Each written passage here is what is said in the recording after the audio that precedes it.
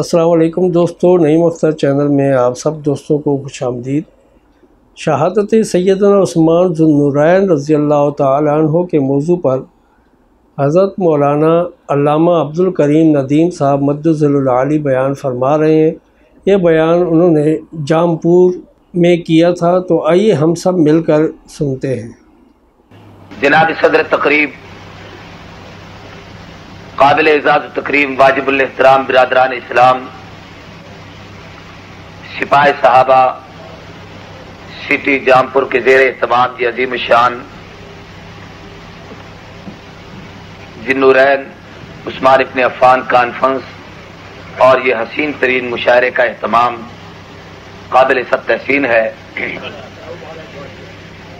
اس وقت سیدنا عثمان ابن عفان رضی اللہ تعالیٰ عنہ کی ایک دعا آپ کے سامنے پیش کرنا چاہتا ہوں اور اس دعا پر تھوڑی سی گفتگو کرنا چاہتا ہوں۔ سبحان اللہ، سبحان اللہ۔ علامہ پروفیسر جسٹس تقی عثمانی بہت بڑے معروف عالم ہیں، آپ سب لوگ جانتے ہیں۔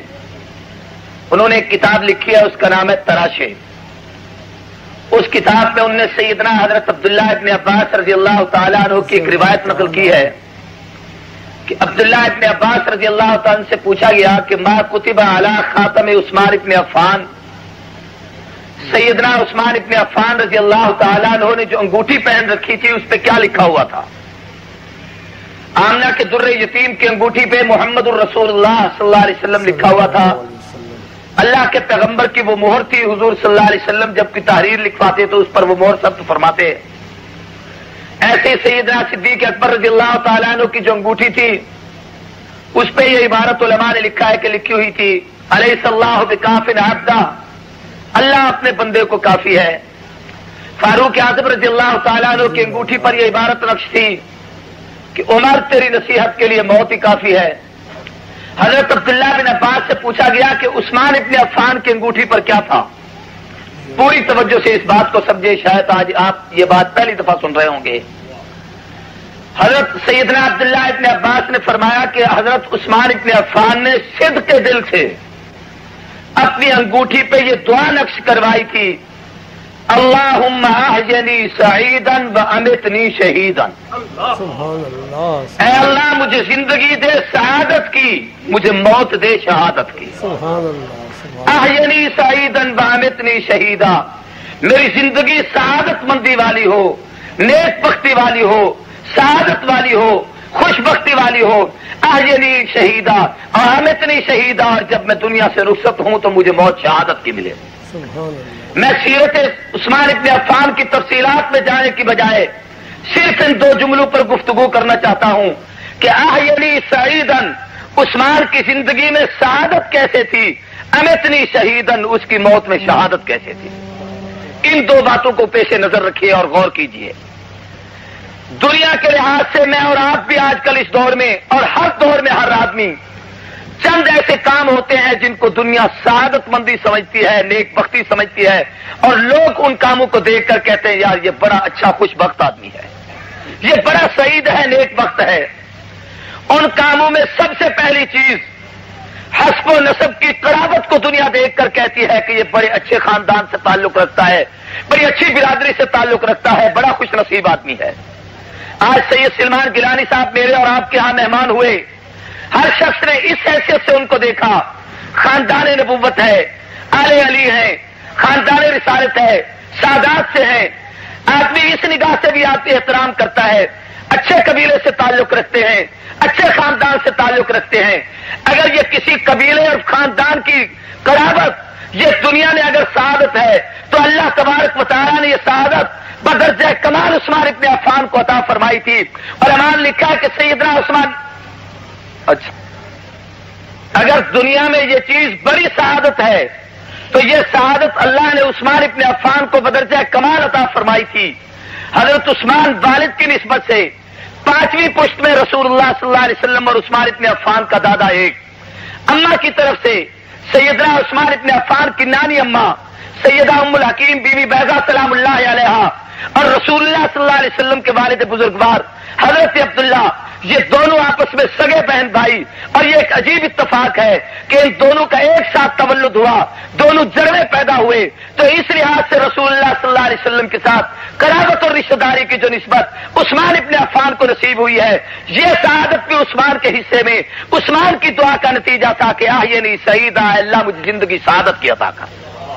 دنیا میں اس بات کو بھی سعادت مندی سمجھا جاتا ہے، آدمی کیسے ہی کیوں نہ ہو، کسی اچھے خاندان میں رشتہ ہو جائے تو لوگ کہتے ہیں یار بڑا خوش نصیب ہے، فلاں جگہ اس کا رشتہ ہو گیا ہے، فلاں قبیلے میں فلاں خاندان نے۔ ہمارے پرسوں ترسوں کی بات ہے، خانپور میں ایک طالب علم احمد پر شرکیہ کے علاقے کا اور بالکل ایسے خاندان کا اور اس قسم کی قوم کا کہ جسے لوگ کمی ذات تصور کرتے ہیں، جامعہ عبداللہ ابن مسعود کے ایک استاد نے اپنی بچی اس کے نکاح میں دی، تو ہر آدمی کہتا تھا یار کتنا خوش بخت ہے، استاد نے بیٹی دے دی ہے۔ اگر یہ سعادت مندی ہے کہ اپنی بیٹی اچھے خاندان کی بچی کسی کے نکاح میں آ جائے، اس سعادت کا مقابلہ عثمان ابن عفان کے ساتھ بھی کوئی نہیں کر سکتا۔ آئلی سعیدہ کہ اللہ کے پیغمبر نے سیدہ رقیہ سلام اللہ علیہا عقد میں دی، جب رقیہ کا انتقال ہو گیا ام کلثوم نکاح میں دی، اور جب ام کلثوم کا انتقال ہو گیا حدیث کی کتابوں میں الفاظ ملتے ہیں، حضور نے فرمایا عثمان اللہ مجھے اگر 40 بیٹے دیتا میں تجھ پہ اتنا راضی ہوں، یکے بدیگرے تیرے نکاح میں دیتا جاتا۔ ایک روایت میں ارشاد فرمایا اللہ مجھے 100 بچے دے میں یکے بدیگرے تیرے نکاح میں دوں۔ ایک روایت میں اللہ اگر مجھے 200 بیٹی دیتا میں عثمان تجھ پہ اتنا راضی ہوں کہ ساری بیٹیاں میں یکے بدیگرے تیرے نکاح میں دیتا چلا جاتا۔ اور حدیث پاک میں آتا ہے سیدنا علی ابن ابی طالب کی روایت، جس کو مولانا نافع نے اپنی کتاب رحماء بینہم میں نقل کیا ہے، حضرت علی ابن ابی طالب سے پوچھا گیا کہ عثمان کی کوئی وہ خصوصیت بتاؤ جس کا مقابلہ کوئی نہ کر سکا ہو۔ فرمایا لوگوں عثمان کے اس مقدر کا کون مقابلہ کر سکتا ہے؟ آدم سے قیامت تک، مصطفیٰ سے پہلے اور بعد میں قیامت تک کوئی آدمی ایسا نہیں کہ جس کے نکاح میں کسی پیغمبر کی 2 بیٹیاں یکے بدیگرے آئی ہوں۔ اگر پوری کائنات میں تنہا یہ اعزاز کسی کو ملا ہے تو صرف عثمان ابن عفان رضی اللہ تعالیٰ عنہ کو ملا ہے۔ یعنی شہیدن ہمارے ہاں ہم اپنے معاشرے میں روزانہ دیکھتے ہیں، اگر کوئی شخص کسی کی بیٹی کو پریشان کرے، اس بچی کی موت پر اس کا باپ کہتا ہے شکر ہے میری بیٹی کی جان تو چھوٹ گئی۔ میں اپنے داماد سے بڑا تنگ تھا، لیکن وہاں حدیث پاک میں آتا ہے جس وقت سیدہ رقیہ سلام اللہ علیہا کا انتقال ہوا، رمضان المبارک کا مہینہ تھا، غزوہ بدر کے موقع پہ رسول اللہ صلی اللہ علیہ وسلم بدر میں تشریف لے گئے تھے۔ حضرت عثمان کو اور سیدنا اسامہ ابن زید جو رسول اللہ کے متبنہ زید ابن حارثہ کے صاحبزادے تھے، حضور نے ان کو گھر ٹھہرایا ہوا تھا کہ تم نے رقیہ کی تیمارداری کرنی ہے۔ حضور نے 17 رمضان کو جنگ لڑی، 18 کو فتح ہو کے حضور واپس تشریف لا رہے تھے، 19 تاریخ سفر اور راستے میں گزری، 20 کی صبح کے وقت حضور جب مدینہ طیبہ کے قریب پہنچے، سیدنا زید ابن حارثہ دوڑتے ہوئے آگے آئے اور آ کر اہل مدینہ کو مبارک دی کہ آج بدر فتح ہو چکی، مسلمان فاتحانہ انداز میں آئے ہیں۔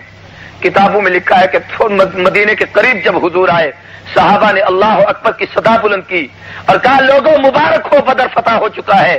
ادھر سے ننھے اسامہ ابن زید دوڑتے ہوئے گئے، اللہ کے نبی کی جب نظر اسامہ پر پڑی تو حضور نے فوراً کہا اسامہ سب سے پہلے مجھے یہ بتاؤ میری بیٹی رقیہ کا کیا حال ہے۔ اسامہ ابن زید کی آنکھوں میں آنسو تھے، کہا اللہ کے رسول اللہ کی رضا پر راضی ہو جائیں، جہاں آج رقیہ اللہ کو پیاری ہو چکی ہے، ہم اس کی نماز جنازہ ادا کر چکے ہیں، آپ کی آمد کی اطلاع ملی تو میں دوڑتے ہوئے آپ کے پاس آیا، ورنہ ہم جنت البقیع کے قبرستان میں قبر کھود کر رقیہ کو زمین میں دفن کر رہے تھے۔ حدیث میں آتا ہے حضور سیدھا مسجد نبوی کی طرف جانے کی بجائے آپ قبرستان میں تشریف لے گئے، سیدہ رقیہ کی قبر پر حضور کھڑے ہو گئے۔ عفان نے کہا محبوب اجازت ہو قبر کھولیں، آپ اپنی بیٹی کا چہرہ دیکھیں۔ حضور نے فرمایا رقیہ آپ تجھے خدا کے حوالے کرتا ہوں، قیامت کے دن تیری اور میری ملاقات ہو۔ اور یہی بچی رقیہ سلام اللہ علیہا، جس وقت والدہ ماجدہ سیدہ خدیجۃ الکبریٰ سلام اللہ علیہا کا انتقال ہوتا رضی اللہ تعالیٰ عنہ کا، اس وقت یہ کیفیت تھی کہ حضرت رقیہ وہاں پر موجود نہیں تھی، یہ حبشے کی ہجرت پر تھی۔ اماں فوت ہوئی تو ماں نے بیٹی کا چہرہ دیکھا، نہ بیٹی نے ماں کا چہرہ دیکھا، اور جس وقت خود رقیہ کا انتقال ہوا حضور اس وقت بدر میں تھے، یہ صدمہ بھی رقیہ کو برداشت کرنا پڑا کہ نہ اب محمد کا چہرہ دیکھا، نہ باپ محمد نے بیٹی رقیہ کا چہرہ دیکھا۔ حدیث میں آتا ہے اس کے بعد حضرت عثمان اکثر آزردہ خاطر پریشان حال رہتے تھے۔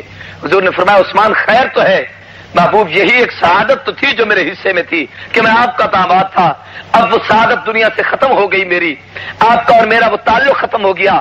میں اموی خاندان سے تھا، آپ خاندان قریش، آپ کا یہ ایک بہت بڑا عظیم قبیلہ، لوگ مجھے اس نگاہ سے دیکھتے تھے کہ یہ ان میں سے ہے، یہ آپ کی کرم نوازی ہے کہ بنو امیہ میں سب سے پہلے میں نے کلمہ پڑھا تو اللہ کے نبی نے اس کے صلے میں فرمایا کہ جب اموی قبیلے میں پہلا تو مسلمان ہے تو میں بھی اپنے قبیلے کے لوگوں کو چھوڑ کر میں اپنی بیٹی سب سے پہلے تیرے نکاح میں دینا چاہتا ہوں۔ محبوب وہ رشتہ منقطع ہو گیا ہے۔ حضور نے فرمایا عثمان نہ گھبرا۔ ایک اور روایت سنیے، حیران ہو جائیں گے۔ حضور نے فرمایا میری دو بیٹیاں رقیہ اور ام کلثوم، دونوں کا نکاح عثمان کے ساتھ ہے۔ رقیہ وہ ہے جس کا نکاح میں نے زمین پہ عثمان کے ساتھ کیا ہے، ام کلثوم وہ ہے جس کا نکاح عثمان کے ساتھ عرش بری پہ خدا نے کیا ہے۔ اللہ نے میری ام کلثوم کا نکاح تیرے ساتھ کر دیا ہے، میں ام کلثوم تیرے نکاح میں دیتا ہوں۔ احینی سعیدن، اے اللہ مجھے زندگی سعادت کی عطا کر۔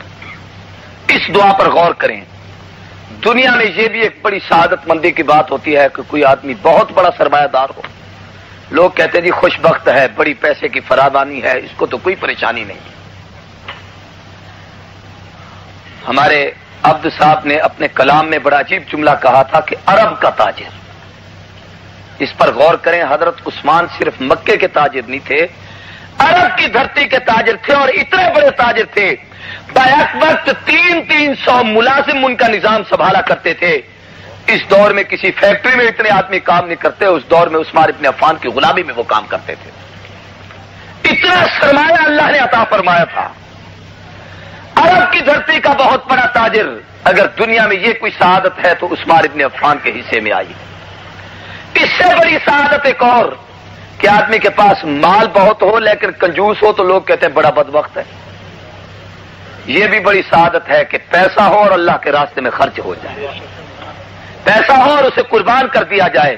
اگر یہ سعادت کسی کے حصے میں آئی ہے تو عثمان ابن عفان کے حصے میں، میں اس تفصیل میں نہیں جاتا کہ کنواں بھی خرید کر لے دیا، اور غزوہ تبوک کے موقع پہ جب رسول اللہ صلی اللہ علیہ وسلم نے چندہ مانگا، ایک دفعہ نہیں بلکہ مسلسل وقفوں کے ساتھ اونٹ بھی پیش کیے ہیں، گھوڑے بھی پیش کیے ہیں، تہائی لشکر کا سامان بھی پیش کیا ہے، کئی ہزار دراہیم و تنانیر اٹھا کر رسول اللہ کے قدموں میں آ کے رکھ دیے۔ حدیث پاک میں آتا ہے حضور منبر پر تشریف فرماتے، محبوب کی جھولی ان پیسوں سے بھری ہوئی تھی، اللہ کے پیغمبر وہ پیسے دائیں بائیں اپنے ہاتھوں میں بدلتے تھے، اور بدل کر یہ جملے آسمان کی طرف دیکھ کر حضور فرماتے تھے اے اللہ میں عثمان سے راضی ہوں، تو بھی عثمان سے راضی ہو جا، اے اللہ میں عثمان سے خوش ہوں، تو عثمان سے خوش ہو جا، اے اللہ عثمان نے مجھے راضی کیا ہے، تو عثمان کو راضی کر۔ یہ جملے کہنے کے بعد پھر پیغمبر نے فرمایا عثمان میں تجھ پہ راضی ہوں، آج تو جنت کو خرید چکا ہے، آج کے بعد کوئی کام بھی کر، قیامت کے دن خدا تجھ سے مواخذہ نہیں کرے گا، اللہ تجھ سے اتنا راضی ہو چکے ہیں۔ میں ایک جملہ کہتا ہوں، عثمان وہ ہے جس نے جنت کو خریدا ہے۔ میں اور آپ جنت کے طالب ہیں، عثمان نے اس دھرتی پہ جنت کی قیمت ادا کی ہے، اور اللہ کے نبی نے کہا ہے کہ عثمان ابن عفان وہ ہے جس نے جنت کی قیمت ادا کی۔ توجہ کیجئے، ایک اور سعادت سنیے۔ شرم و حیا اگر کسی میں فطری طور پر ہو تو لوگ کہتے ہیں بڑا خوش بخت ہے، حیا والا آدمی ہے، بڑوں کے سامنے نہیں بولتا، حیا والا ہے، خاموش طبع رہتا ہے، حیا والا ہے، اس کی شرافت والی بھری ادائیں اچھی ہیں، نگاہ اس کی اچھی ہے، ہر وقت نیچے دیکھتا ہے، لوگوں کی طرف نظر نہیں اٹھاتا۔ اگر یہ دنیا میں سعادت ہے تو اس سعادت میں بھی عثمان ابن عفان کا مقابلہ کوئی نہیں کر سکتا۔ مجسمہ حیا استقہم حیان عثمان، حضور نے فرمایا میری امت میں حیا کا پتلا، حیا کی جوتی، حیا کا مرکز، حیا کا محور اگر کسی نے دیکھنا ہو تو میرے عثمان ابن عفان کو دیکھے۔ اور اتنی شرم و حیا کہ حدیث پاک میں آتا ہے، وہ روایت تو بڑی مشہور ہے کہ حضور نے اپنی پنڈلی پہ کپڑا ڈال لیا، میں اشارے کر رہا ہوں، تفصیلات کی طرف نہیں جانا چاہتا، کپڑا ڈال لیا، کہا گیا اللہ کے رسول ابو بکر آئے آپ اسی حال میں بیٹھے رہے، فاروق آئے آپ اسی حال میں بیٹھے رہے، عثمان کے لیے یہ کیا کیا؟ فرمایا عثمان اتنا شرمیلا ہے، اگر میں اس انداز میں بیٹھا رہتا تو عثمان میرے سامنے بات نہ کر سکتا۔ اور پھر ایک صحابی نے کہا آپ عثمان کا اتنا لحاظ کرتے ہیں؟ تو پیغمبر علیہ الصلوۃ والسلام نے وہ جملے فرمایا میں عثمان کا کیوں نہ لحاظ کروں؟ اما استحجی من رجل تستحجی منہ الملائکہ، میں اس سے شرم کیوں نہ کروں جس سے آسمان کے فرشتے بھی شرم کرتے ہیں، آسمان کے فرشتے بھی حیا کرتے ہیں۔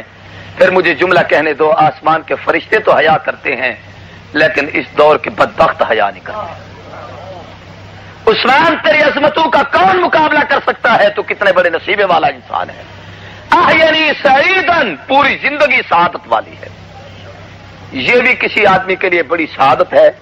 دنیا میں لوگ کہتے ہیں بڑا اچھا آدمی ہے، جی دیکھو اللہ کا گھر بنا دیا ہے، مسجد بنا دی ہے فلاں آدمی نے۔ اسلام کی تاریخ کی سب سے پہلی مسجد جو رسول اللہ صلی اللہ علیہ وسلم نے مدینے میں آنے کے بعد قائم فرمائی وہ مسجد قباء ہے، اور دوسری مسجد وہ مسجد نبوی ہے۔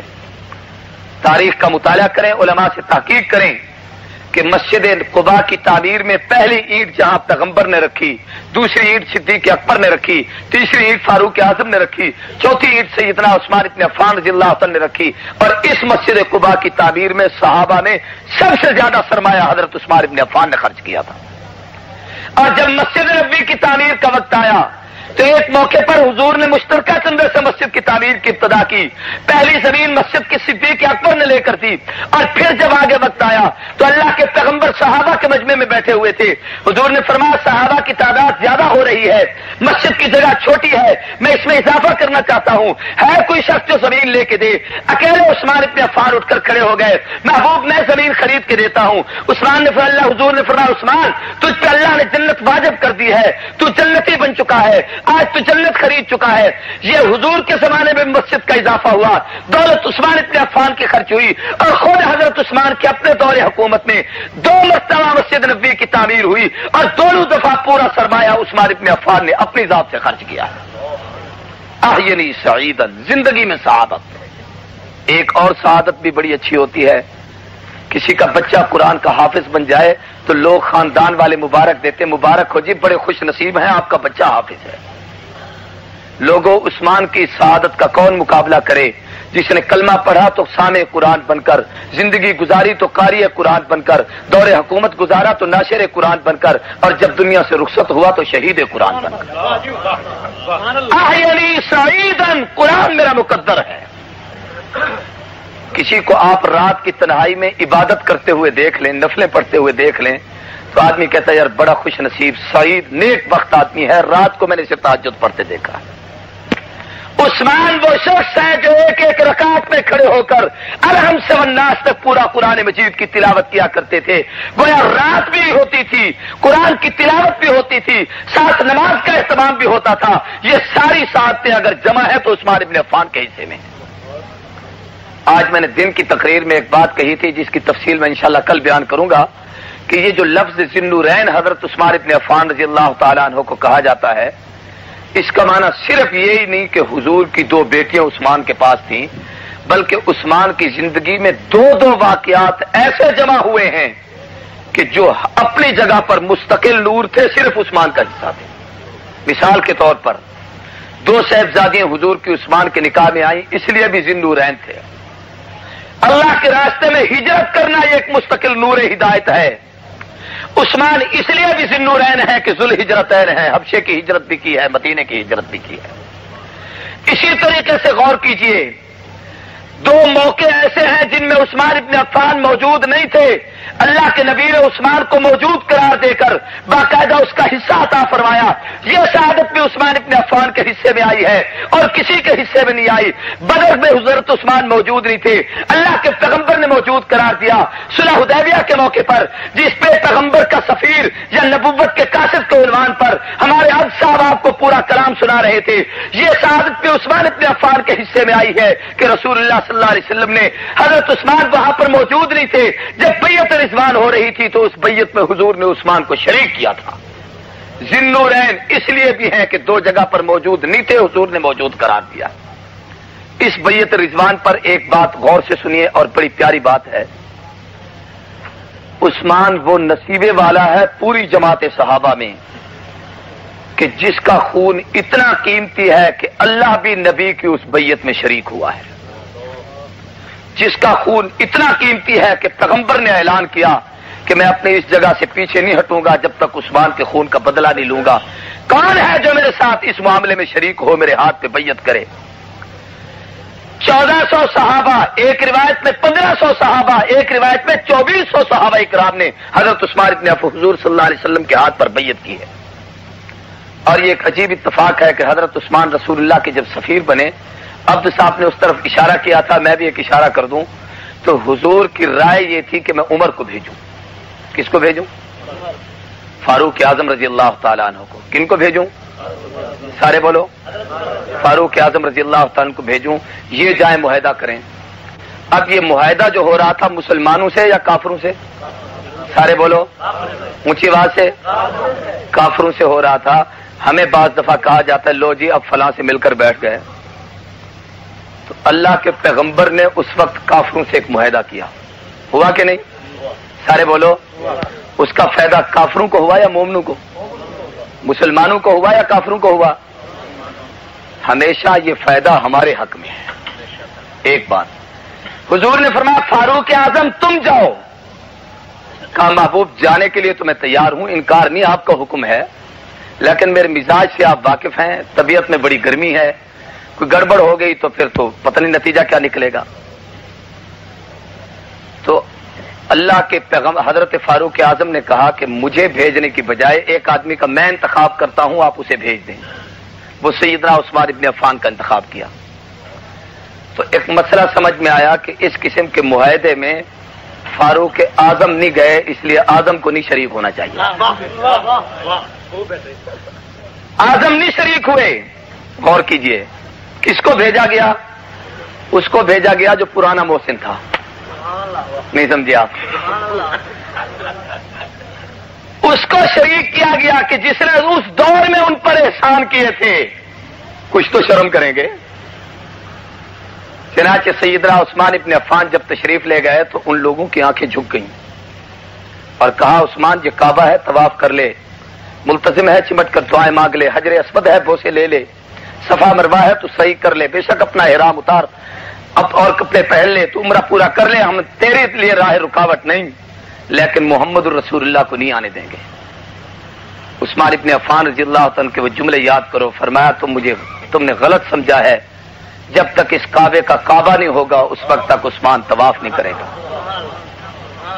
میں عرض کر رہا تھا کہ افواہ اڑی عثمان قتل ہو گیا رضی اللہ تعالیٰ عنہ. حضور نے بیعت لینا شروع کی. بیعت تھی عثمان کے خون کے قصاص لینے کے لیے, عثمان ابن عفان کے خون کا, سارے بولو, عثمان ابن عفان کے خون کا قصاص لینے کے لیے. وحی کا دور ہے, وحی اتر رہی ہے, جبریل آ رہا ہے, حضور صلی اللہ علیہ وسلم موجود ہیں, صحابہ موجود ہیں اور حضور بیعت لے رہے ہیں. اسی دوران اطلاع آتی ہے کہ حضرت پہلی جو اطلاع ہے وہ غلط ہے, حضرت عثمان شہید نہیں ہوئے. ہاں قریش مکہ نے ان کو گرفتار کر لیا ہے. اب جس مقصد کے لیے بیعت ہو رہی تھی وہ مقصد باقی رہا. سارے بولو اونچی آواز سے. لیکن حضور نے بیعت جاری رکھی. کیوں؟ حضور نے فرمایا یارو میرا سفیر ہے, میں نے اس کو بھیجا ہے, میرا نمائندہ بن کر گیا ہے, میرے نمائندوں کو انہوں نے گرفتار کیا ہے. اگر قتل کیا ہے تو خون کا انتقام لوں گا, اور اگر گرفتار کیا ہے تو جب تک میں عثمان کو رہا نہیں کرا لیتا میں اس جگہ سے ایک قدم بھی پیچھے جانے کے لیے تیار نہیں. یہ کیوں تھا, اس پر غور کریں کہ تاریخ میں ایک وقت آنے والا تھا, دنیا نے دیکھنا تھا وہ وقت کہ واقعی عثمان ابن عفان قتل ہو جائیں گے, لاش تڑپ رہی ہوگی. اس وقت جو قصاص عثمان کے خون کے لیے آدمی اٹھے گا اور دعویٰ کرے گا اور انتقام کے لیے میدان میں آئے گا, دنیا والوں کہیں اس کے تنقید نہ کرنا, اس لیے کہ وہ رسول اللہ کی اس ادا کو زندہ کر رہا ہے. آج پیغمبر علیہ الصلوۃ والسلام اس لیے بیعت لے رہے ہیں کہ عثمان کو رہا کرانا چاہتا ہوں. نقد اور ادھار والی بات تو عبد صاحب نے کہی, وہ اپنی جگہ پر, میں اس کا انکار نہیں کرتا. سیدنا عثمان ابن عفان گرفتار ہے, پیغمبر رہا کرانے کے لیے بیعت لے رہے ہیں. اشارہ اس طرف تھا کہ آج تو 1 یا 2 دن کے لیے گرفتار ہے, ایک وقت آئے گا کہ 40 دن تک قید میں رہیں گے. محاصرہ ہوگا، اس وقت جو عثمان کے وکیل صفائی ہوں گے، جو عثمان ابن عفان کے حمایتی ہوں گے، وہ در حقیقت پیغمبر علیہ الصلوۃ والسلام کے اس مشن کے علم بردار ہوں۔ میں عرض کر رہا ہوں کہ احیینی سعیدن، یہ ساری سعادت عثمان ابن عفان کے حصے میں آئی۔ اللہ کے پیغمبر جب بیعت لے رہے تھے تو حضور نے اپنا دایاں ہاتھ نیچے رکھا اور اس ہاتھ پر صحابہ بیعت کر رہے ہیں۔ جب سب کی بیعت ہو چکی، اسی بیعت کے دوران قرآن مجید کی آیت اتری، لقد رضی اللہ عن المؤمنین اذ یبایعونک تحت الشجرۃ فعلم ما فی قلوبہم فانزل السکینۃ علیہم واصابہم فتحا قریبا۔ لقد رضی اللہ راضی ہو چکے، یہ پکی بات ہے، لام تاکید کے لیے ہے، قد تحقیق کے لیے ہے، اور رضیہ فعل ماضی ہے جس کا معنی ہوتا ہے کہ خدا یہ فیصلہ کر چکے ہیں، بے شک اللہ راضی ہو چکے عن المؤمنین، اہل ایمان سے۔ وہ کون سے مومن؟ اذ یبایعونک تحت الشجرۃ، جو خون عثمان کے انتقام کے لیے محبوب آپ کے حق دست حق پرست پر ایک درخت کے نیچے بیٹھ کر بیعت کر رہے ہیں۔ اللہ ان سب سے راضی ہو چکا ہے۔ جب یہ کہا اللہ سب سے راضی، تو منافقوں نے کہا یہ تو اوپر سے مومن تھے۔ منافقوں نے کیا کہا؟ یہ اللہ نے فوراً ان کی بات کی تردید کر کے کہا ان المؤمنین اذ یبایعونک تحت الشجرۃ فعلم ما فی قلوبہم۔ محمد کے یاروں پہ تنقید نہ کرو، اللہ کہتا ہے میں تو ان کے دلوں کو ٹٹول کے دیکھ چکا ہوں، میں ان کے دل کو دیکھ چکا ہوں، یہ سب کے دل سے مصطفیٰ تیرے دست حق پرست میں بیعت کر رہے ہیں۔ فانزل السکینۃ علیہم، اللہ کی رحمت خاصہ اللہ نے ان پر اتاری ہے۔ حضرت عثمان ابن حضور نے اس وقت جب یہ دیکھا کہ اللہ راضی اور یہ بیعت والوں سے راضی، کل کو ایک وقت آئے گا جب منافق بدماش بلوائی سبائی تبرائی عثمان ابن عفان پہ حملہ کریں گے، اس وقت وہ یہی بکواس کریں گے کہ عثمان تو بیعت رضوان میں شامل نہیں تھا، یہ کیسے رضی اللہ ہو گیا؟ تو حضور نے اس وقت دایاں ہاتھ نیچے تھا، اپنے بائیں ہاتھ کو یوں اوپر کر کے ہاتھ پہ ہاتھ رکھ کے فرمایا صحابہ کو مخاطب کر کے کہ دیکھ لو یہ ہاتھ محمد کا ہے، یہ عثمان کا ہے، ہاتھ پہ ہاتھ رکھ کے فرمایا عثمان کی طرف سے بھی بیعت ہو گئی۔ اس پر غور کریں، حضور نے اپنے ہاتھ کو عثمان کا ہاتھ قرار دیا۔ کس کا؟ سارے بولو، عثمان کا۔ جو عثمان کو کہے کہ عثمان نے خیانت کی الیاذ باللہ، تو اس نے گویا نبی پہ تنقید کی، اس لیے کہ پیغمبر نے اس ہاتھ کو اپنا ہاتھ قرار دیا ہے، وہ نبی کے ہاتھ کو خیانت والا کہہ رہا ہے۔ اور جب پیغمبر کو خائن کہے وہ مسلمان نہیں ہو سکتا، وہ مسلمان۔ ایک اور بات یاد رکھیں، نبی کا ہاتھ نیچے 1400 1500 یا 2400 اختلاف روایت کے ساتھ، صحابہ کے ہاتھ اوپر ہیں۔ جب یہ ہاتھ نیچے تھا اوپر یہ ہاتھ آ گئے تو اللہ کی شان کریمی وجد میں آئی۔ اللہ نے کہا ید اللہ فوق ایدیہم، محبوب نیچے تیرا ہاتھ ہے، درمیان میں تیرے یاروں کا ہاتھ ہے، ان سب کے ہاتھوں پر اوپر میں ہاتھ رکھ رہا ہوں۔ اس اللہ کے ہاتھ رکھنے کے بھی کئی معنی علماء نے لکھے ہیں۔ ایک مطلب تو یہ تھا پیغمبر جیسے یہ تیرے ہاتھ پہ ہاتھ رکھ کے تجھ سے وعدہ کر رہے ہیں کہ ہم عثمان کے خون کا بدلہ لیں گے، میں رب بھی تیرے ہاتھ پہ ہاتھ رکھ کے وعدہ کرتا ہوں جب عثمان کے خون کا کوئی بدلہ نہیں لے سکے گا میں خدا خود انتقام لوں گا۔ تاریخ گواہ ہے کہ قدرت نے انتقام لیا ہے عثمان ابن عفان کے قاتلوں سے۔ اس کی تفصیلات کا وقت نہیں، امام مظلوم کے عنوان سے کتاب سید نور الحسن شاہ بخاری رحمۃ اللہ علیہ نے لکھی ہے جو 450 صفحات پر مشتمل ہے، اس کو تفصیل سے پڑھیے۔ ایک ایک بدماش کو اللہ تبارک و تعالی نے وہ سزا دی جس انداز سے وہ قتل ہوئے، تباہ برباد ہوئے، اکثر مجنون اور پاگل ہو گئے۔ بہت سارے ایسے تھے جو دریا برد ہو گئے، بہت سارے ایسے تھے جن کو جلا دیا گیا تھا، بہت سارے ایسے تھے، بعض لوگ ایسے بھی ان میں بدبخت تھے عبداللہ بن سبا یہودی جیسے، جن کو حیدر قرار نے ایک صف پہ کھڑا کر کے ان کی گردنیں قلم کر کے رکھ دی تھی۔ اللہ کی قدرت نے انتقام لیا، اس لیے کہ خدا نے بھی تو مصطفیٰ کے ہاتھ پہ ہاتھ رکھ کے یہ بیعت کی تھی کہ محمد میرا بھی تیرے ساتھ وعدہ ہے، عثمان کے خون کا بدلہ میں لوں گا۔ احیانی سعیدن، بڑی تفصیل ہو جائے گی، دوسرا حصہ سنے میں بات کو ختم کروں۔ فرمایا وَأَمِتْنِي شَهِيدًا، اے اللہ میری زندگی سعادت کی ہو، موت شہادت کی ہو۔ موت، دیکھیں ایک بات اور یاد کر لیں، وہ بات میری اپنی نہیں، ابھی آتے ہوئے راستے میں اس دعا کا تذکرہ میں نے حضرت شاہ صاحب سے کیا، سلمان گیلانی صاحب سے، تو انہوں نے میرا دماغ اس طرف مجھے دوڑا دیا اور میں حیران ہو گیا، وہ بات آپ کو بتا دیتا ہوں۔ احیینی سعیدن، مجھے زندگی سعادت کی دے۔ تو زندگی ایک دنیا کی ہے یا آخرت کی بھی؟ سارے بولو اونچی آواز سے اور بلند آواز سے.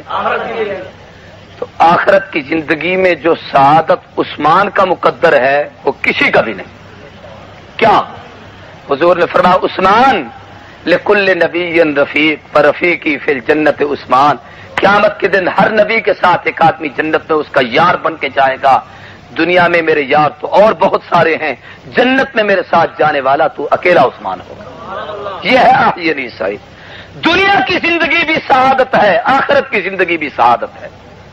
اب ان دو زندگیوں کے درمیان جو رابطہ ہے اس کا نام موت ہے. توجہ ہے میری طرف. دنیا اور آخرت کی زندگی کے درمیان جو رابطہ ہے اس کا نام کیا ہے؟ موت ہے. اس موت کی مختلف قسمیں ہیں, بستر پہ پڑے ہوئے بھی آ جاتی ہے, ایکسیڈنٹ میں بھی آ جاتی ہے. حضرت عثمان ابن عفان نے دعا مانگی کہ امتنی شہیدن, اے اللہ مجھے موت عطا کر تو شہادت کی. کون سی موت؟ سارے بولو کون سی موت؟ اس پر میں 2-3 باتیں کرنا چاہتا ہوں, اس پر آپ توجہ کریں گے تو بہت ساری باتیں آپ کو سمجھ آئیں گی. ان میں سے پہلی بات یہ ذہن میں رکھیں کہ خلفائے اربعہ, خلفائے راشدین جن کی خلافت علی منہاج النبوت ہے, سیدنا صدیق اکبر, فاروق اعظم, عثمان ابن عفان, حیدر کرار رضی اللہ تعالی عنہم اجمعین, ان میں سب سے زیادہ کامیاب حکومت عثمان ابن عفان کی ہے. حضور کے وصال کے وقت اسلامی سلطنت 9 لاکھ مربع میل پر تھی. ابو بکر صدیق نے جب حکومت سنبھالی تو 2 سال میں 2 لاکھ مربع میل کا اضافہ کیا. اسلامی سلطنت 11 لاکھ مربع میل تک پھیلی. حضرت عمر بن خطاب نے 10 سال حکومت کی, اور جب حضرت عثمان اور حضرت فاروق اعظم کا انتقال ہوا اس وقت 11 لاکھ مربع میل کا اضافہ کر کے اسلامی سلطنت میں 22 لاکھ مربع میل تک انہوں نے اسلامی پرچم لہرایا. پھر حضرت عثمان ابن عفان کا زمانہ آیا. غور کیجئے, حیران ہو جائیں گے. عمر بن خطاب کی حکومت ہے 10 سال کی, اضافہ صرف 11 لاکھ مربع میل کا ہے. حضرت عثمان کی حکومت ہے 11 سال 11 ماہ 18 دن, یعنی 12 دن کم 12 سال. تو 12 سال کی حکومت میں حضرت عثمان نے جو اسلامی سلطنت میں اضافہ کیا ہے وہ 22 لاکھ مربع میل کا اضافہ کیا ہے. عمر بن خطاب کی شہادت کے وقت اسلامی سلطنت 22 لاکھ مربع میل پہ پھیلی ہوئی تھی. جب عثمان شہید ہوئے ہیں اس وقت اسلامی سلطنت 44 لاکھ مربع میل تک پھیلی ہوئی تھی. تو سب سے زیادہ کامیاب حکومت کس کی؟ سارے بولو کس کی؟ سب سے زیادہ وسیع حکومت کس کی؟ دنیا میں یہ بھی بڑی سعادت کی بات ہوتی ہے کسی کو بڑی حکومت مل جائے. یہ نسبت اور سعادت پہ حضرت عثمان کے حصے میں سب سے زیادہ فتوحات حضرت عثمان ابن عفان کے حصے میں ہوئی ہیں. حضرت معاویہ کے دور میں رضی اللہ تعالیٰ عنہ کے دور میں 64 لاکھ مربع میل پہ اسلامی سلطنت تھی, لیکن ان کا دور اقتدار 19 سال کا تھا. 19 سال کے عرصے میں ایک آدمی اتنے مقام پہ پہنچ چکا ہے, جبکہ 44 لاکھ مربع میل تو پہلے بن چکا تھا. یہ کوئی کمال, اس سے بڑا کمال حضرت عثمان ابن عفان کی حکومت کا ہے. ایک بات تو یہ تاریخی شہادت ہے جس کو دنیا میں کوئی نہیں جھٹلا سکتا. ایک بات چھوٹی سی اور بھی سمجھ لیں, حضرت عثمان ابن عفان کی سیاست کامیاب ترین سیاست ہے. بعض بدبخت لوگ کہتے ہیں عثمان کا دور حکومت ناکام تھا, عثمان حکومت نہیں سنبھال سکے, حالات پہ کنٹرول نہیں کر سکے, فلاں نہیں کر سکے. یہ بات نہیں. اس پر ایک بات یاد کریں کہ خلفائے راشدین میں سے جو صدیق اور عمر کا دور تھا اس کی جھلک بھی عثمان کی حکومت میں ہے, اور حضرت علی کے دور حکومت کی جھلک بھی حضرت عثمان میں ہے. پہلے 8 سال ابو بکر و عمر کی طرح فتوحات کا زمانہ, اور آخری 4 سال حضرت سیدنا علی ابن ابی طالب کی حکومت کی طرح گویا حالات کی پریشانی کا زمانہ, گویا علوی دور اور صدیق و فاروق کی دور کا امتزاج جو ہے وہ عثمان ابن عفان کی حکومت میں ہے. حضرت عثمان ابن عفان رضی اللہ تعالیٰ عنہ کہ جس وقت سلطنت اتنی وسیع پھیل گئی, اس دور میں ایک شخص سامنے آیا جس کا نام تھا عبداللہ بن سبا. کیا نام تھا؟ سارے بولے. یہ بدبخت یہودی تھا. ظاہراً اس نے کلمہ پڑھا, اور کلمہ اس غرض سے پڑھا کہ مجھے عثمان ابن عفان کو اعلیٰ منصب اور عہدہ دیں گے. میں ساری تفصیل چھوڑنا چاہتا ہوں. اس پر ایک بات کہہ کر میں حضرت عثمان کی شہادت کی عظمت بیان کرنا چاہتا ہوں, چونکہ امتنی شہیدن, اے اللہ مجھے موت شہادت کی عطا کر. اس عبداللہ بن سبا یہودی بدبخت نے اس نیت سے کلمہ پڑھا کہ عثمان ابن عفان مجھے کسی علاقے کی گورنری دیں گے, لیکن حضرت عثمان انتہائی زیرک تھے. آپ نے اس کو اہمیت نہ دی. تو وہ بہت دور دراز علاقوں میں تھا. اس نے وہاں اپنے ہم نوا کچھ لوگ بنانا شروع کر دیے اور بالخصوص جو نوجوان جذباتی ذہن تھا ان لوگوں کو اپنے ساتھ ملایا اور ان لوگوں کے ذہن میں کچھ باتیں ڈالیں.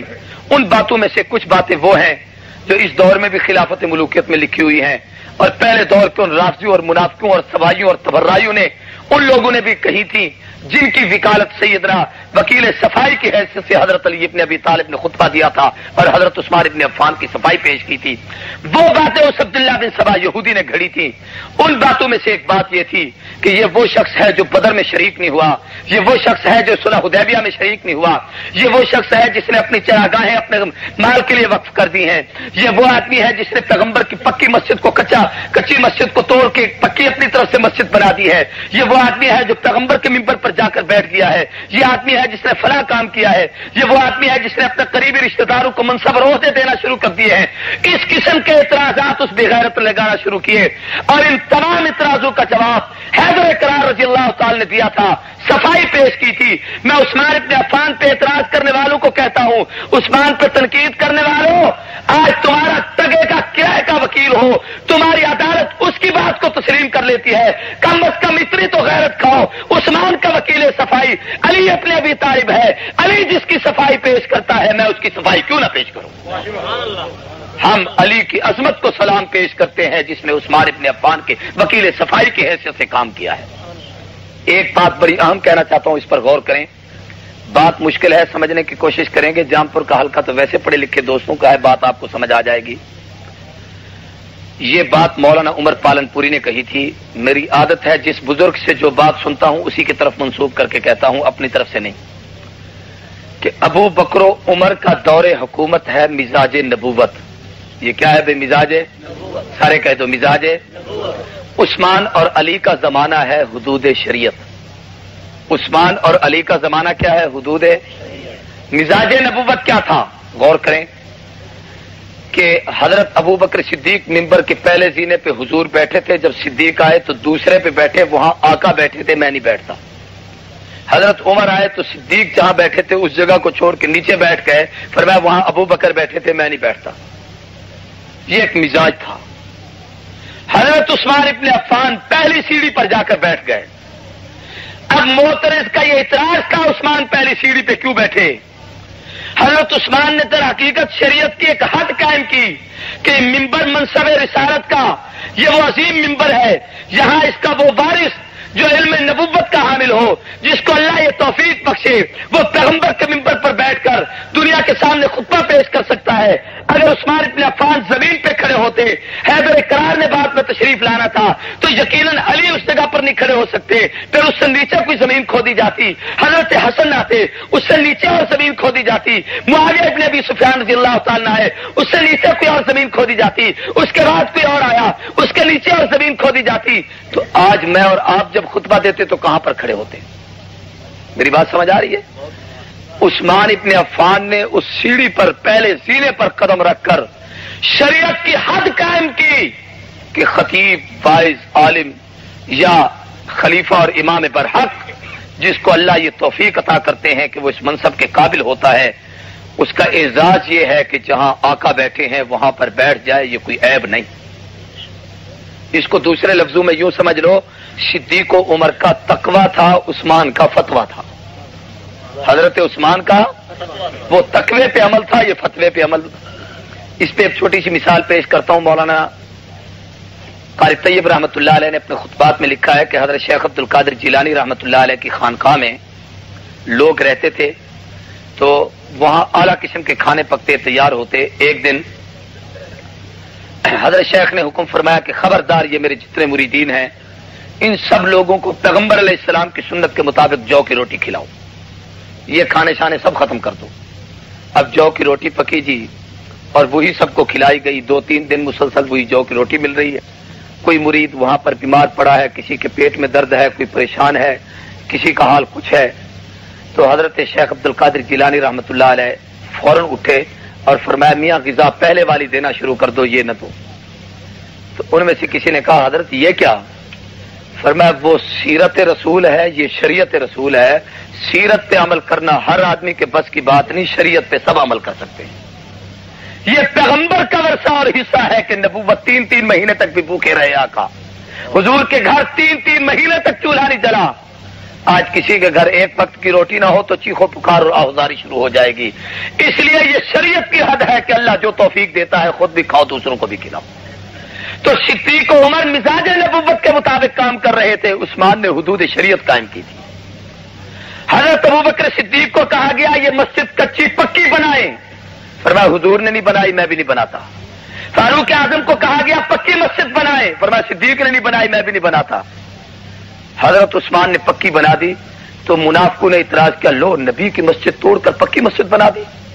غور کریں حضرت علی کو مسجد بنانے کا موقع نہیں ملا. کیوں کہ حضرت علی مدینہ چھوڑ کر کوفے تشریف لے گئے تھے. حضرت علی کا دارالحکومت کہاں تھا؟ سارے بولو کوفہ. تو علی مدینے میں رہے نہیں. صدیق و عمر نے مسجد پکی بنائی نہیں. اگر عثمان پکی مسجد نہ بناتے تو قیامت تک اس دھرتی پہ کوئی پکی عمارت بن نہیں نہ سکتی. یہ پوری امت پہ احسان عثمان ابن عفان کا ہے کہ اس نے پکی عمارت بنائی ہے. آج میرے اور آپ کے مکانات پکے ہیں. آج آپ کی مسجد پختہ اور پکی ہے. آج آپ کے الفیصل مسجد پختہ ہے.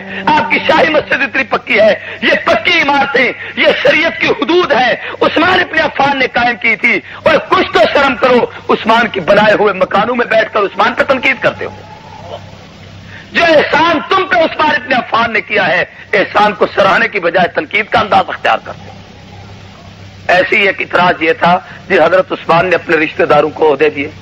بھائی دے دیا عہدہ. حضرت ابوبکر صدیق کو کہا گیا اپنے بیٹے کو کوئی گریسی علاقے کا گورنر بنائے. فرمایا حضور نے علی کو عہدہ نہیں دیا میں اپنے بیٹے کو کیسے دے دوں. حضرت عمر بن خطاب کو کہا گیا اپنے بیٹے کو گورنر بنائے. فرمایا صدیق نے اپنے بیٹے کو نہیں بنایا میں بھی نہیں بناتا. حضرت عثمان نے عہدے دیے. حضرت عثمان نے عہدے کوئی عیب کی بات نہیں. اگر کوئی ماسٹر صاحب یہ نہ کہتا کہ میرے بیٹے کو بھی اس لیے ٹیچر بنا دیا جائے کہ میں نے بھی تو 50 سال 35 سال 30 سال اسی محکمے میں خدمت کی ہے میرا حق بنتا ہے. یہ جو حقوق جتنا کر تم اپنی اولاد کے لیے حق مانگتے ہو گورنمنٹ سے یہ عثمان ابن عفان کے مرہون منت ہے. اگر عثمان یہ کام نہ کر جاتا آج کسی مفتی کا بیٹا مفتی نہ ہوتا. آج حنیف جلندری خیر المدارس کا محترم نہ ہوتا. آج سلمان کلانی امین کلانی کی جگہ پر کھڑے ہو کر یہ اشعار نہ پڑتا. آج کسی باپ کا بیٹا اے سی کا بیٹا اے سی نہ بنتا. بی سی کا بیٹا بی سی نہ بنتا. یہ جو عہدے اور منصب تقسیم ہوتے ہیں خانقاریت کے بنیاد پر تم حقوق جتنا کر لیتے ہو. یہ حق اگر دنیا میں کسی نے دلایا ہے تو عثمان ابن عفان نے دلایا ہے. عثمان جیسا امت کا محسن اس دھرتی پہ اور کوئی نہیں. مگر جب کوئی کسی پہ احسان کرے یہ بدبخت قوم احسان کا بدلہ احسان سے نہیں دیتی برائیوں سے دیا کرتی ہے. اس بدماش عبداللہ بن سبا یہودی نے ان لوگوں کو اکٹھا کیا. حضرت عثمان ابن عفان پہ یہ الزام لگائے جن کی تھوڑی سی صفائی میں نے بھی کی ہے آپ کے سامنے. یہ باتیں اس نے کی. چنانچہ بڑی لمبی چوڑی تفصیل ہے. درمیان میں خط کا بھی ذکر ہے اور وہ بھی ایک سارا پروپاگنڈا تھا جس پہ حیدر اقرار رضی اللہ عنہ نے ان سے سوالیہ انداز میں پوچھا تھا کہ تم تو مصر سے آئے ہو, تم فلاں علاقے سے آئے ہو, تم فلاں علاقے سے آئے ہو. یہ بتاؤ کہ یہ تینوں طبقے اور مختلف علاقوں سے آنے والوں کے پاس ایک خط سب کے پاس کیسے پہنچا, تم لوگ اکٹھے کیسے ہو گئے تھے. یہ بڑی لمبی چوڑی تفصیل ہے میں ساری چھوڑتا ہوں. اور قصہ یہ کہ حج کے ایام میں یہ لوگ سارے اہل مدینہ مکے کی طرف حج پہ گئے ہوئے تھے. عورتیں وہاں پر موجود تھی, کچھ ضعیف اور بوڑھے موجود تھے. اس موقع کو اس بدماش نے غنیمت سمجھا, اپنے ٹولے کو لے کر مدینے پہ حملہ آور ہوا. وہاں پر پہنچ گیا. کتابوں میں لکھا ہے کہ سیدنا عثمان بن عفان جمعۃ المبارک کا خطبہ دے رہے تھے. آپ کی عادت کے ہاتھ میں آسا لے کر خطبہ دیتے. حضرت عثمان بن عفان کی اس وقت 81-82 سال عمر تھی. اس بڑھاپے کے عالم میں عثمان بن عفان خطبہ دے رہے تھے. آسا ہاتھ میں تھا تو مجمع میں سے ایک آدمی نے اٹھ کر کہا عثمان تیری بات نہیں سنتے. دوسرا اٹھ کر کھڑا ہو گیا, تیسرا اٹھ کر کھڑا ہو گیا. ایک دم بلوا انہوں نے کیا, شور کیا, حتیٰ کہ ایک بدماش آگے بڑھا. اس نے حضرت عثمان ابن عفان کے ہاتھ سے آسا لے کر اپنے گھٹنے پہ رکھ کر اس نے توڑ کے یوں مجمع کی طرف پھینکا. عثمان ابن عفان کی چیخ نکل گئی. فرمایا ظالم مجھے قتل کر دیتا میں برداشت کر لیتا. یہ وہی آتا ہے جو آمنہ کے در یتیم کے ہاتھ میں ہوتا تھا, جو پیغمبر کے ہاتھ سے صدیق کے ہاتھ میں آیا ہے, جو صدیق سے نبوت فاروق کے پاس آیا تھا, فاروق سے اللہ نے پھر عثمان ابن عفان میرے ہاتھ میں آیا ہے. آج نبی کی نشانی تو نے توڑ دی ہے. لکھا ہے اس کے گھٹنے پہ ناسور ہوا اور جس وقت اس آدمی کو موت آئی کتے کی طرح سسکیاں لے لے کر وہ دنیا سے مرا اور جہنم رسید ہوا. یہ اس کو سزا ملی تھی پیغمبر علیہ الصلوۃ والسلام کے آسا توڑنے کی. حضرت عثمان ابن عفان رضی اللہ تعالیٰ حضرت علی ابن ابی طالب اٹھ کر کھڑے ہو گئے. حضرت علی نے وکالت کی, بہت بڑا خطبہ دیا, بلوائی پاس نہ آئے. چنانچہ حضرت علی اندر تشریف, حضرت عثمان ابن عفان اپنے مکان کے اندر چلے گئے. ان لوگوں نے باہر محاصرہ کر لیا. حضرت علی ابن ابی طالب اندر تشریف لے گئے. حضرت عثمان سے گفتگو کی اور بڑی عجیب گفتگو تھی. بعض لوگ بدماشی کر کے کہتے ہیں کہ جی علی ابن ابی طالب عثمان کے مخالفوں میں سے تھا. کوئی صحابی رسول عثمان ابن عفان کا اس وقت مخالف نہیں تھا. تمام صحابہ عثمان ابن عفان کے حامی تھے, بلکہ پوری امت مسلمہ کلمہ پڑھنے والا کوئی مسلمان ایسا نہیں تھا جو عثمان ابن عفان کا دشمن ہو. جو منافق اور کافر تھا, جو سبائی اور تبرئی تھا, وہ تو عثمان کا دشمن تھا اور کوئی عثمان کا دشمن نہیں تھا. حضرت حضرت علی ابن ابی طالب اندر تشریف لے گئے اور کھول کر کہا حضرت اجازت دیجیے مقابلہ کرنے کے لیے. امام اہل سنت نور الحسین شاہ بخاری مرحوم نے لکھا ہے اپنی کتاب میں کہ حضرت علی اب عثمان ابن عفان نے کہا علی اگر تو میرا بھائی ہے اور مجھے اپنا بھائی سمجھتا ہے, علی اگر تو مجھے اپنا امیر اور اپنا خلیفہ سمجھتا ہے, اپنا سربراہ سمجھتا ہے, میں تجھے حکمن کہتا ہوں کہ خاموش ہو کے بیٹھ جاؤ. میری جان کی حفاظت کے لیے محمد کے مدینے میں کسی کا خون نہیں بہانے دوں گا. یہ کیا چیز تھی؟ تقدس مدینہ تھا, حفاظت مدینہ کہ میں اپنی جان کے لیے کسی کا خون نہیں بہانا چاہتا. مختلف آراء ہیں, میں تفصیل میں نہیں جاتا. ایک صاحب مشورہ ہوا, ایک نے کہا اللہ کے رسول اے امیر المومنین پھر آپ ایسا کریں کہ اپنے اوپر پہرے دار کھڑے کر لیں. فرمایا پہرا میری جان کا ہو, بیت المال اس کی تنخواہ ادا کرے. عثمان اس کو بھی برداشت نہیں کرتا. پھر ایک آدمی نے کہا کہ امیر المومنین آپ پھر مدینہ چھوڑ کے مکے تشریف لے چلیں. فرمایا جن بدبختوں کو محمد کے مدینے کا لحاظ نہیں وہ اللہ کے گھر حرم کا کیا لحاظ کریں گے. حضرت معاویہ نے کہا حضرت میرے ہاں تشریف لے چلیں. فرمایا واللہ لا اترک دار رسول اللہ, میں نبوت کا پڑوس چھوڑ کر معاویہ تیرے شہر میں نہیں جانا چاہتا. میری زندگی کی آخری حسرت پر تمنا یہ ہے کہ رسول اللہ کے شہر میں مجھے موت آئے. عجیب تمنا تھی حضرت عثمان ابن عفان رضی اللہ عنہ کی. ان کی بدماشیاں بڑھتی چلی گئیں. حضرت عثمان کا صبر حوصلہ بڑھتا چلا گیا. بڑی لمبی چوڑی تفصیل ہے. 40 دن کا محاصرہ, ایک روایت میں آتا ہے 50 دن کا محاصرہ, اور امام اہل سنت نور الحسین شاہ بخاری نے ایک روایت نقل کی ہے جس میں یہ ہے کہ 60 دن تک محاصرہ رہا. اتنا بڑا محاصرہ جن میں 17ویں یا 18ویں دن ان ظالموں نے حضرت سیدنا عثمان ابن عفان کے مکان کا جو باہر کا شاہی دروازہ تھا اس دروازے کو آگ لگا دی. حضرت سیدنا علی ابن ابی طالب نے اپنے دونوں شہزادوں کو نگران بٹھا دیا کہ اب اندر اس طرف سے بلوائی نہ جانے پڑے. مختلف صحابہ کرام اپنے طور پر جان کی حفاظت کے لیے حضرت طلحہ نے اپنے بیٹے کو متعین کیا, زبیر نے اپنے بیٹے کو متعین کیا, اور بھی بڑے بڑے صحابہ وہاں پر حفاظت کرتے رہے. یہ حضرات آیا کرتے تھے لیکن اجازت نہ ملتی تھی عثمان ابن عفان کی طرف سے مقابلہ کرنے کی. عثمان چونکہ امیر المومنین تھے اس لیے یہ امیر کی اجازت کے بغیر کوئی کام نہ کر سکے. بالآخر ایک ایسا وقت آیا کہ حضرت عثمان ابن عفان خود مکان کی چھت پر تشریف لے آئے اور آ کر ان بلوائیوں کو مخاطب کر کے کہا ظالمو تم مجھ سے کیا چاہتے ہو, تمہارا کیا مطالبہ ہے؟ تم مجھے نہیں جانتے کیا میں وہی عثمان نہیں جس نے پیغمبر علیہ الصلوۃ والسلام پر 4 نمبر پر کلمہ پڑھا تھا؟ تمہیں یاد ہے میں وہی عثمان ابن عفان ہوں جس کو پیغمبر نے اپنی بیٹی رقیہ دی تھی. میں وہی عثمان ابن عفان ہوں جس کو نبی نے کہا تھا کہ ابراہیم اور لوط پیغمبر کے بعد میری امت کا سب سے پہلا جوڑا حضرت سیدہ رقیہ اور عثمان ابن عفان ہے جو اللہ کے دین کے لیے ہجرت کر رہے ہیں. میں وہی عثمان ابن عفان ہوں جس نے پیغمبر کے اشارے پر مال نبوت کے قدموں میں قربان کر دیا تھا. میں وہی عثمان ابن عفان ہوں جس کو آتے ہوئے دیکھ کر پیغمبر پنڈلی پہ کپڑا ڈال لیتے تھے. تمہیں یاد نہیں میں وہی عثمان ابن عفان ہوں جس عثمان ابن عفان کے پیغمبر نے فرمایا تھا فرشتے بھی اس سے لحاظ کرتے ہیں. میں وہی عثمان ہوں جس نے مدینۃ الرسول میں پانی کا کنواں خرید کے دیا تھا. اور ظالموں جس پانی کا کنواں میں نے لے کر دیا تھا آج اس سے مجھے 2 گھونٹ پانی پینے کو نہیں مل رہا. اتنا ظلم مجھ پہ کس لیے کیا جا رہا ہے تم نہیں جانتے. مسجد نبوی کی زمین میں نے خرید کے دی تھی، آج اسی پیغمبر کی مسجد میں تم مجھے نماز نہیں پڑھنے دیتے، تم نہیں جانتے کہ بدر و حدیبیہ میں شریک نہیں تھا، پیغمبر علیہ السلام نے مجھے شریک قرار دے کے اس کا حصہ عطا کیا تھا، تمہیں معلوم ہے میں نے 2 ہجرتیں کی تھی، پیغمبر نے ذوالحجہ مجھے کہا تھا، اور میں اپنی فضیلتیں نہیں بیان کر رہا۔ حضرت عثمان نے کہا یہ ساری باتیں صرف اس لیے کر رہا ہوں کہ شاید تمہیں اللہ کا خوف تمہارے دل میں پیدا ہو جائے، تمہارا ہاتھ میرے قتل میں ملوث نہ ہو، شاید تمہاری نجات ہو جائے، میں صرف تمہیں اللہ کے خوف سے ڈرانے کے لیے اتنی باتیں بیان کر رہا ہوں، ورنہ میں اپنے جان تو اپنے مالک کے حوالے کر ہی چکا۔ حضرت عثمان نے اتنا عظیم خطبہ دیا، شاید وہ خطبہ پہاڑوں پہ ہوتا تو پہاڑ ٹہل جاتے، لیکن وہ پتھروں سے زیادہ سخت دل تھے، ایسے بدبخت تھے جن پر کوئی اثر نہ ہوا۔ سیدنا عثمان ابن عفان رضی اللہ تعالیٰ عنہ کے پاس ایک مرتبہ علی ابن ابی طالب پانی کا مشکیزہ بھر کے لے گئے، کتابوں میں لکھا ہے کہ ظالموں نے تیر مار کے اس مشکیزے کو پھوڑ دیا، پانی سارا گر گیا۔ حضرت حیدر کرار نے اپنی پگڑی اٹھا کر دارالخلافہ کے اندر ڈالی زور سے پھینک کر، اور اونچی آواز سے کہا امیر المومنین یہ میری نشانی آ رہی ہے، میں آپ کے پاس پانی لے کے آ رہا تھا، بدبختوں نے پانی بھی آپ تک مجھے نہیں پہنچانے دی، اور یہ جملے کہے تھے کاش آپ ہمیں اجازت دے دیں ان کا مقابلہ کرنے کے، ہم آپ کے محتاط ہیں، آپ کے غلام ہیں، آپ کے نوکر ہیں، جب آپ اجازت نہیں دیتے تو ہم کیا کریں۔ یہاں ایک سوال یہ ہے کہ اتنے حالات خراب ہو رہے تھے، عثمان پھر بھی اجازت نہیں دیتے، وجہ کیا ہے؟ میری بات سمجھ آ رہی ہے؟ کیا وجہ تھی؟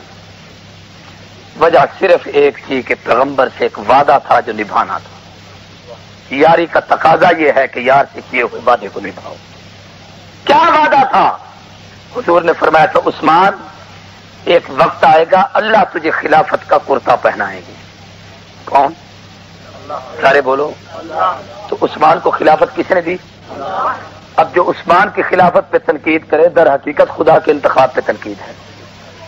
منافق اس کرتے کو اتاریں گے، عثمان جانتے دینا وہ کرتا نہ اتارنا، ایک بات۔ اور دوسری بات کہی کہ عثمان، غور کرنا بڑی عجیب بات ہے، عثمان میں تجھے جنت کی خوشخبری دیتا ہوں لیکن اس شرط پر کہ جب تجھ پہ مصیبت آئے صبر کرنا، مقابلہ نہ کرنا، طاقت کے باوجود صبر کرنا، طاقت تھی، حکومت کی اقتدار تھا، صبر کرنا، ایک حکومت نہ چھوڑنا۔ یہی فرق ہے دنیا کی حکومت میں اور نبوت کی خلافت میں کہ خلیفہ جان دیتا ہے، حکومت نہیں چھوڑتا۔ امریکہ ذرا اشارہ آنکھ بھیڑی دکھا دے تو نواز شریف جیسا بہت بڑا عظیم آدمی بھی لکھ کے دے دیتا ہے یہ لو حکومت بے نظیر کے حوالے کر دو۔ ایسا ہوا کہ نہیں ہوا؟ خود دستبردار ہوا کہ نہیں ہوا؟ یہ سب کچھ ہوتا ہے۔ میں یہ عرض کر رہا ہوں کہ سیدنا عثمان ابن عفان رضی اللہ عنہ حکومت سے دستبردار نہیں ہوئے کہ پیغمبر کی وصیت، نبوت سے کیا ہوا وعدہ تھا کہ محبوب میں صبر کر کے دکھاؤں گا۔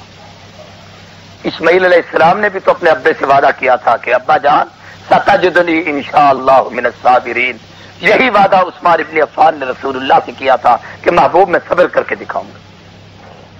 بات بہت لمبی بڑھ جائے گی۔ حضرت عثمان ابن عفان رضی اللہ تعالیٰ عنہ نے آخری دنوں میں خواب دیکھا، 2 خواب دیکھے تھے جن کا نچوڑ بیان کر دیتا ہوں۔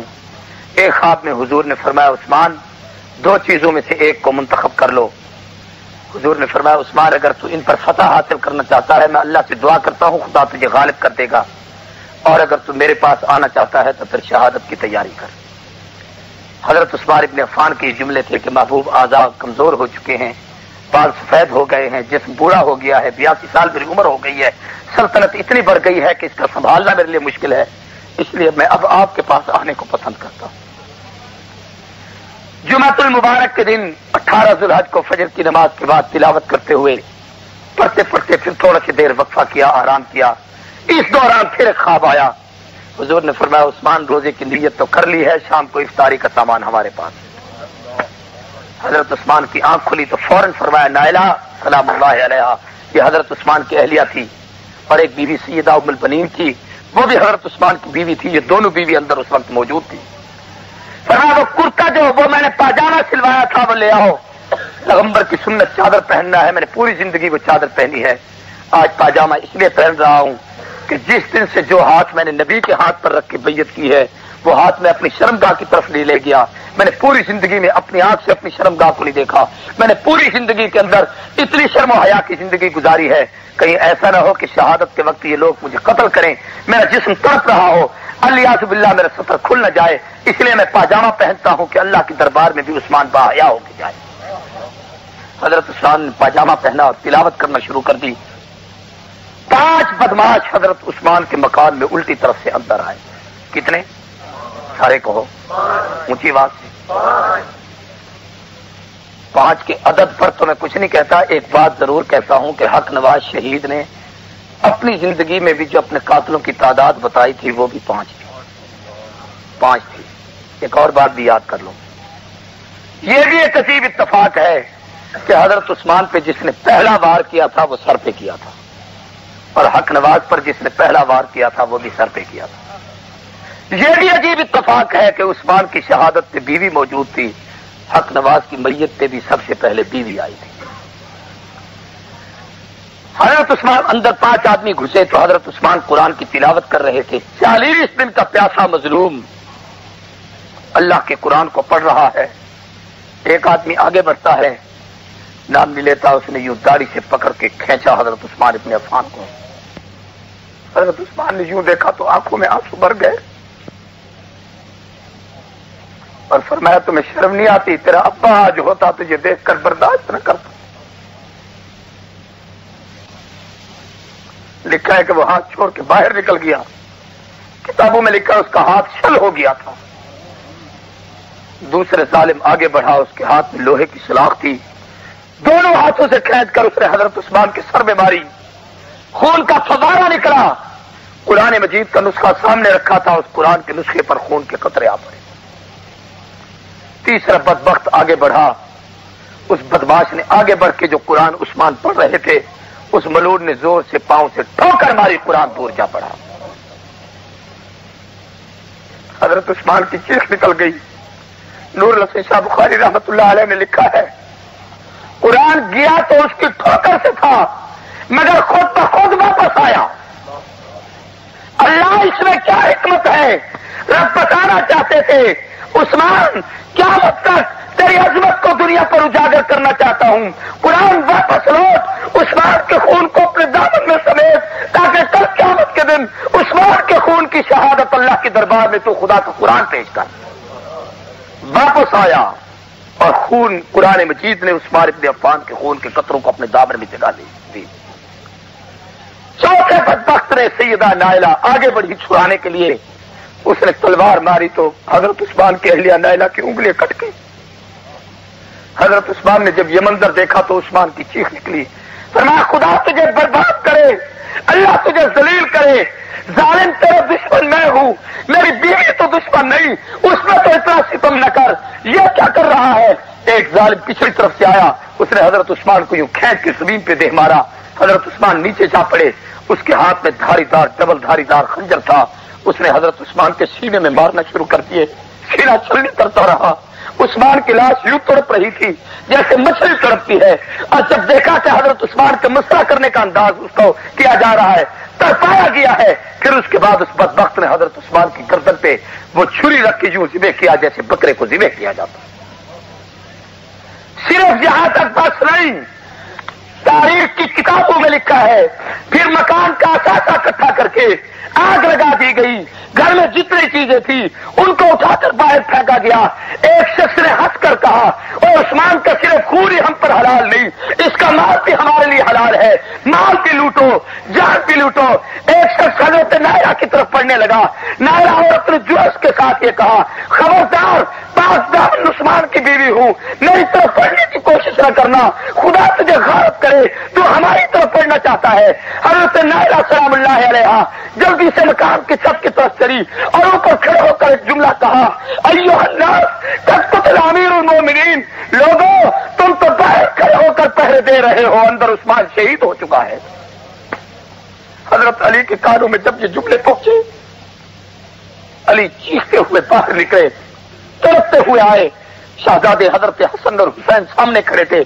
امام اہل سنت مولانا بخاری مرحوم نے لکھا ہے کہ حضرت سیدنا حسین نے حضرت علی نے پوری زندگی ان بچوں کو کبھی نہ کچھ نہ کہا, کچھ نہ کہا تھا. उस दिन अली जज्बात में इतने थे, हजरत सैयदना हसन और हुसैन को यूं धक्का भी दिया और थप्पड़ भी मार कर कहा, तुम्हारा चचा शहीद हो गया है, तुम कहां थे?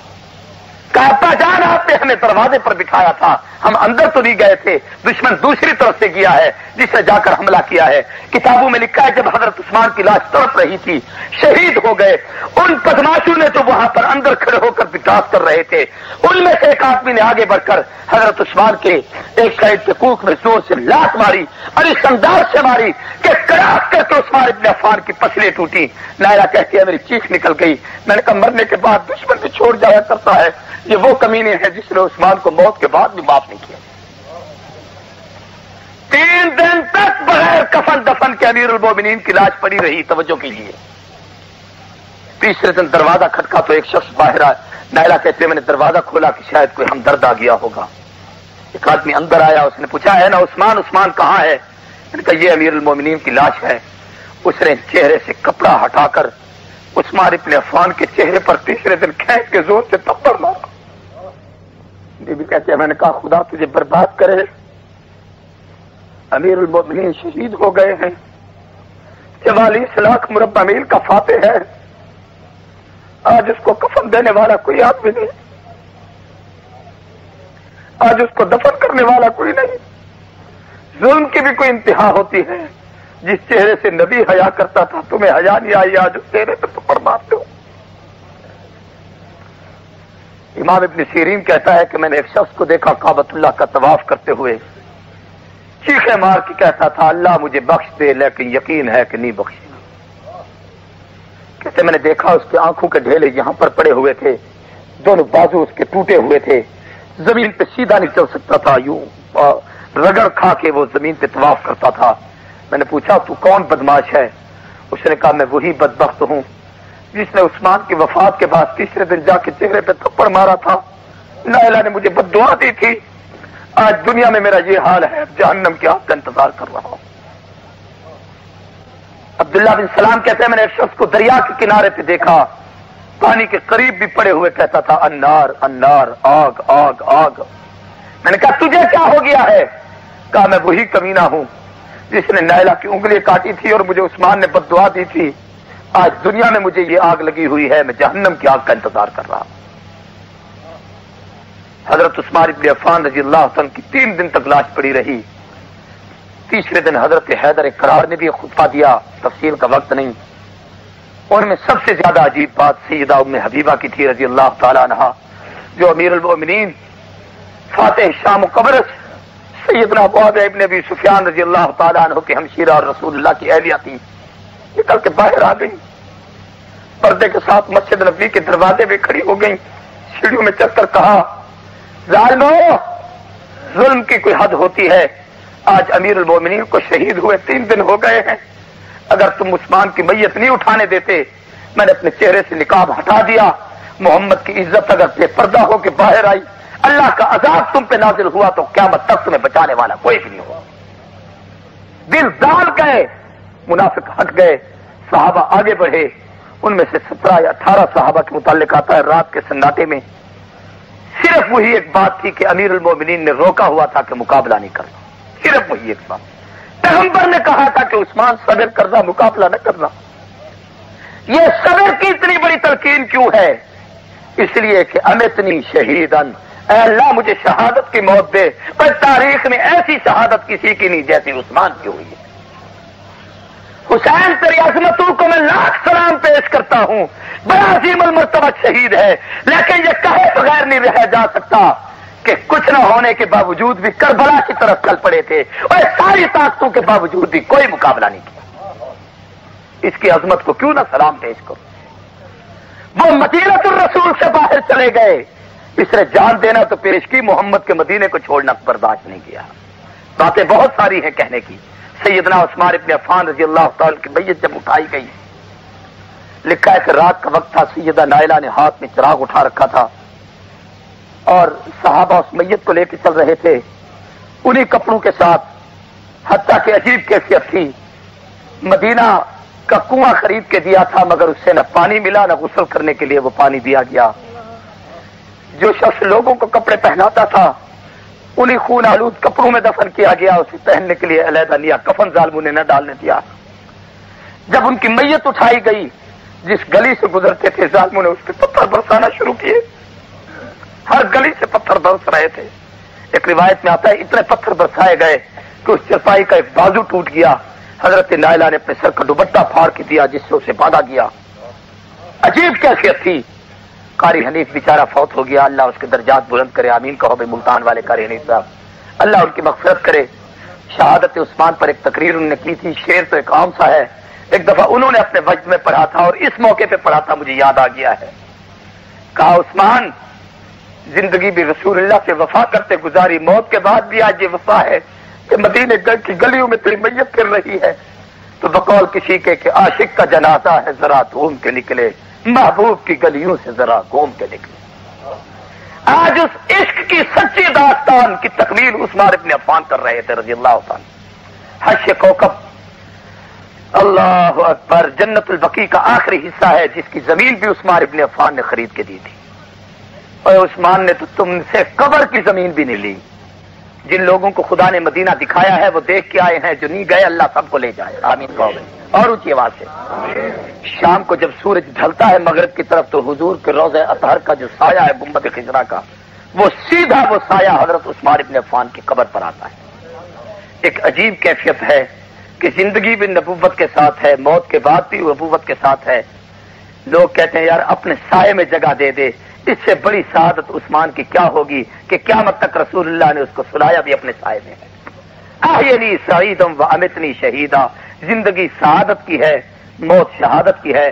اللہ حضرت عثمان کے درجات پہ اور اضافہ فرمائے، اللہ ان کی عظمتوں کو اور دوبالا فرمائے، اللہ سیرت عثمان پہ ہم سب کو عمل کرنے کی توفیق عطا فرمائے۔ ذوالحج کی 18 تاریخ جمعۃ المبارک کے دن حضرت عثمان ابن عفان کی شہادت کا دن ہے۔ اس مناسبت سے اس تقریب کا انعقاد تھا۔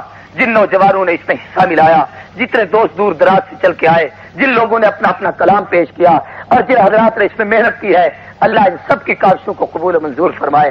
بالخصوص سپاہی صحابہ یہاں کے اس یونٹ کو جو سٹی کے ساتھی ہیں، اللہ ان کی ہمتوں میں اور اضافہ فرمائے، اللہ ان سے اور کام لے، اللہ تبارک و تعالیٰ ان کی جوانیوں میں برکت عطا فرمائے، ان کو آپس میں اتحاد اتفاق کی دولت سے مالا مال کرے۔ وآخر دعوانا الحمدللہ رب العالمین۔ سب حضرات آخر میں 3 جی دوستو، ابھی آپ حضرت مولانا علامہ عبدالکریم ندیم صاحب مدظ العالی کو سماعت فرما رہے تھے۔ آپ سب دوستوں سے گزارش ہے کہ میرے اس چینل کو سبسکرائب بھی کریں اور بیل کے آئیکن کو کلک بھی کریں تاکہ ہر نئی آنے والی ویڈیو آپ سب دوستوں تک پہنچ سکے، اور ان علماء کرام کے بیانات کو اپنے دوستوں میں، اپنے گروپوں میں شیئر بھی کیا کریں تاکہ دین کی باتیں اور دوستوں تک بھی پہنچ سکیں۔ آپ سب دوستوں کا بہت شکریہ۔ ملتے ہیں ایک نئی ویڈیو کے ساتھ، تب تک کے لیے اللہ حافظ۔ پاکستان پائندہ باد۔